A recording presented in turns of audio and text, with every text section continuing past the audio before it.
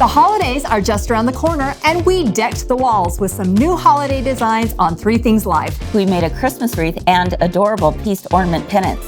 Then we made the cutest sticker tree that the kids are going to just love. We had a blast as we looked at some of our viewers' favorite ornaments, played games, and learned some amazing sewing tips that will blow your mind. 3 Things Live is taking a break to allow you to celebrate the holidays with your family and friends. We will be back in action on January 12th at 1 p.m. Mountain and 3 p.m. Eastern. So catch up on all of this and any of the shows you might have missed this season by clicking on the links below. Thank you for watching and spending time with your girlfriends. We love and appreciate you all, and we wish you a very Merry Christmas and the happiest of holidays. Remember, 3 Things Live is where we always have something to make you smile, Something to learn. and something to discover. Let's go!